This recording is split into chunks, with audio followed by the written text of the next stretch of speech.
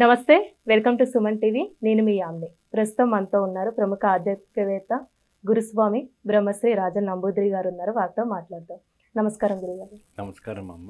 గురుగారు, మనకి ప్రతి నెల సంకష్టహర చతుర్థి అనేది వస్తూ ఉంటుంది కదండి. ఈ నెలలో వచ్చే సంకష్టహర చతుర్థి రోజు ఏ విధంగా పూజ చేయాలి? అలానే ప్రత్యేకమైన మంత్రం అంటూ ఉందండి. తాకట్టులో ఉన్న బంగారాన్ని విడిపించి ఆ రోజు ఆన్లైన్ రేటుకే మేము కొంటాం. Sharma gold company. తప్పకుండా అమ్మ. ముందుగా శ్రీ మహాగణపతి దేవతాభ్యో నమః, శ్రీ లక్ష్మీ సరస్వతి నమః. సంకటహర చతుర్థి అంటేనే దాని పేరులోనూ సంకట చతుర్థి అంటే సకల దోషాలు నివర్తన కావటం. వినాయకుడికి శివుడికి మాత్రాన్ని ప్రదోషకాలంలో, నందికి మాత్రం ప్రదోషకాలంలో పూజ చేస్తారు. నెలకు 2 సార్లు వచ్చే సంకటహర చతుర్థి కానీ ఒకసారి కానీ తిథుల వారాల ప్రకారంగా ఆ రోజు విశేషమైనటువంటి అభిషేకాలు చేస్తారు స్వామివారికి సాయంత్రం 5 నుంచి 6 లోపు. ఆ చేయటం వల్ల సంకటహర చతుర్థి ఒక శ్లోకం, సంకటహరది ఒక మంత్రం, సంకటహరది ఒక స్తోత్రం వంట కూడా చేసుకుంటే ఏ కార్యం తలిచినా మీకు విజయం కలుగుతుంది. ముఖ్యంగా ఆరోగ్యం. ఏంటమ్మా? ఆరోగ్యం అనేది స్థిరంగా ఉండటం అనేది జరుగుతుంది. ఎటువంటి దోషం ఉండదు. మీ యొక్క వ్యాపారం అభివృద్ధి జరుగుతుంది. మీరు విదేశాలకు వెళ్ళాలనుకున్న సంతోషంగా వెళ్ళవచ్చు. వీసా రాలేదనుకున్నా వీసా వస్తుంది. అనేక రకమైనటువంటి ఒక రంగాల్లో మీకు పాల్గొనడానికి అవకాశం ఉంటుంది. అంటే ఏ విధంగా పూజ చేస్తే మంచిదండి ఆ రోజు? అంటే నైవేద్యం అంటూ ప్రత్యేకంగా ఏం పెట్టాలి? సంకటహర చతుర్థి రోజునే స్వామివారికి కొన్ని ఆలయాలు కొన్ని విధి విధానాలు చేస్తూ ఉంటారు. ఇప్పుడు సంకటహర చతుర్థి ఎక్కువ శాతము పూణేలో విశేషంగా చేస్తారు. అష్టాగణపతి దేవాలయం, మహాగణపతి దేవాలయం, సిద్ధి గణపతి దేవాలయంలో చేస్తారు. ఇది నార్త్ సైడ్ నుంచి వచ్చామంటే ఆచారం. మనం దక్షిణ భారతంలో చేయరు ఎక్కువ శాతం, నార్త్ సైడ్ చేస్తారు ఎక్కువ శాతం. గణపతికి ఈ మధ్య కాలంలో హైదరాబాద్లో జంటనగర్లో కూడా చేస్తూ ఉంటారు. ఇది ఎక్కడో కూడా చేయరు ఎక్కువ, చాలా మందికి తెలీదు ఇది ఇలా చేస్తారని కూడా తెలియదు. కాబట్టి ఇది ఏంటంటే స్వామికి ఇష్టమైనటువంటి పదార్థం ఉడుములు, ఉండ్రాలు, సుండలు, కొలకట్ట అని అంటే బియ్యపిండితో తయారు చేసినటువంటి పదార్థము. ఇది కేరళ, కర్ణాటక, మహారాష్ట్రలో కూడా సంకటహర చతుర్థి చాలా విశేషంగా చేస్తారు.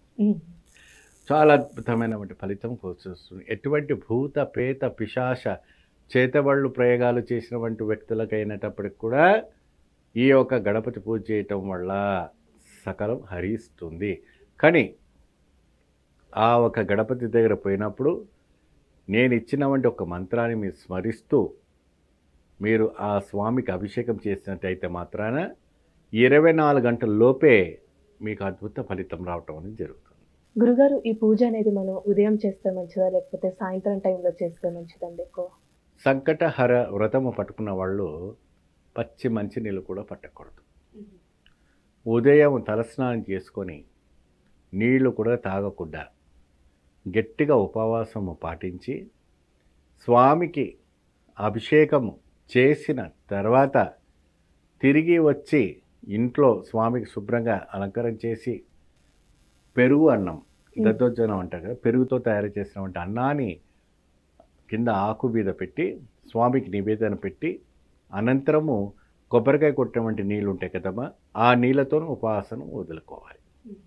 ఉపవాసాన్ని వదులుకున్న తర్వాత అప్పుడు ఆ ఒక నైవేద్యాన్ని వీళ్ళు స్త్రీ కానీ పురుషులు కానీ స్వీకరించి మీరు 3 పూట్లు పూజన చేసి సంకటహర చతుర్థిలో వ్రతాల్లో కూర్చుంటే మాత్రం అది ఫలితాలు రావు.